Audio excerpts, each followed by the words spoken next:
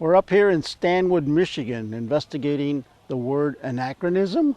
Marion Zimmer Bradley came up with it close to 40 years ago during one of the first events, and she came up with it just off the cusp. Welcome to A Day at the Castle.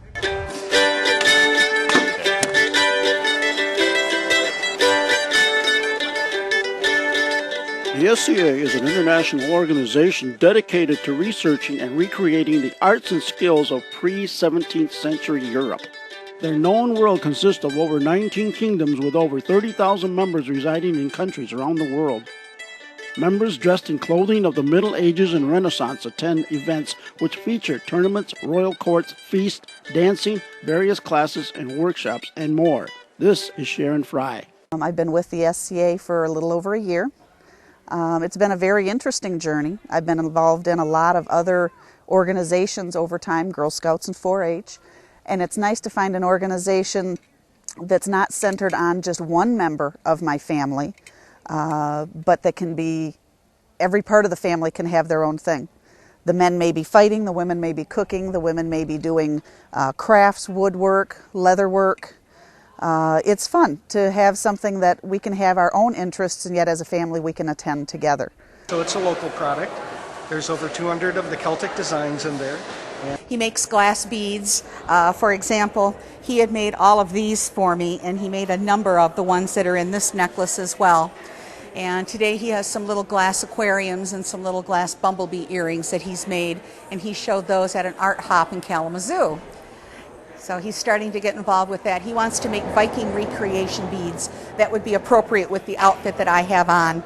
My outfit is roughly 10th century Danish. It does take patience, and some of it can be very simple. This is simply a split stitch done line after line after line to fill that in, is all that is.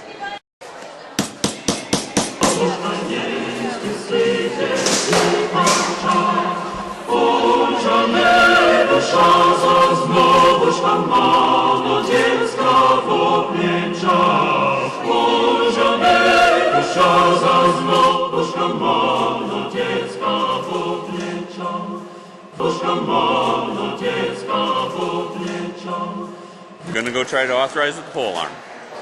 We'll see if I can't beat somebody up here. Or get beat up. One of the biggest events of the day is our Kalamazoo event. We have several hundred fighters there usually on the day. Today this is a smaller one. It looks like there's 25, 30 fighters maybe.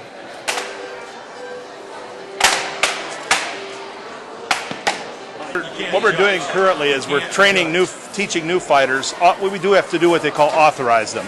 We have to know that they're safe, that they're not going to hurt themselves or someone else. And most of the time you're more concerned about the fighter themselves. Some people, when you're being hit, they turn away. Well, you're wearing armor. The armor will protect you. If you turn away, you're not safe. It's better to stand and take the shot in your head than it is to try to turn away and get it in the back of the neck or something. We have to train our fighters so that they know what they're doing, so that they have a clue out on the field. We can't let them out there, just armor them up and let them go. They have to be safe for themselves, they have to be safe for their opponent, and they have to have a clue as to what it's like out there. They have to know what a good blow is so they can, on their honor, accept a killing blow. They have to know how to deliver one. They have to know how to recognize that there's an opening. They have to be safe. They have to know what they're doing, and it takes a little while for that to happen. We got Lord Morgan on the left here in the Iron Wolf tabard, fighting against the pole arm.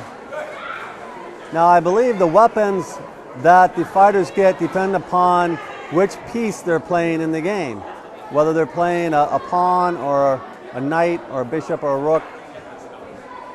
We also expect to see face thrusting and body thrusting with proper technique and calibration.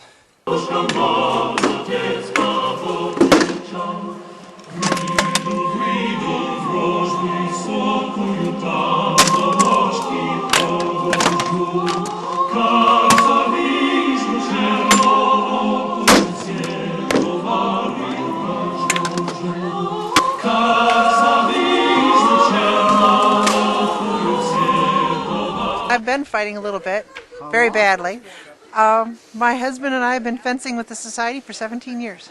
This is a gorget, which is necessary because if the sword were to puncture you in the throat, you could possibly lose your windpipe. So it's a good safety precaution. So I do a lot of costuming and sewing and teaching. And I'm also the Arts and Science Minister for the state of Michigan. I'm the Honorable Lady Genevieve Rose de Glendalough, which is Irish and French persona. But I'm also a time traveler, so my garb changes with time. So right now I am a Tudor, or Elizabethan. We actually range from 6th century to 16th century, any cultures that had contact with the European continent. This is not the way I want to spend my day at the castle. Let me go! Well, this is how you lose at playing the stocks. Your shots that were good, I was picking them up, but all the ones I was missing were just skipping off. Yeah. I'm hoping to do well, but at least have fun. So that's the plan for the day. Against him, not so well. One of the more physical ones, they just kind of sweat putting on your armor, and then you're in your armor all day, so you're sweating just like any sports person would. Train, usually, you know, push-ups, sit-ups, run, jog, whatever you got to do. So yeah, I'd say it's a sport. It's a tea flower, and this is going to be tea. It's starting to open up, and we'll be upstairs in a little bit, and it'll be fully open, and it'll be a nice flower sitting in the bottom, and it makes a very nice jasmine and green and jasmine tea. That's what this one is. If I had all the money I had laid in her care, he would build me a farm or two for my family there. He would build me a new barn. He would build me a barn. It would buy me a coat or two to keep my back warm. But it's been a great day, and we hope to do this every year. And having the site, the castle at Canadian Lakes, is just the perfect venue for our group. And they have been wonderful and so accommodating and helping us out and helping to make this become a reality for us.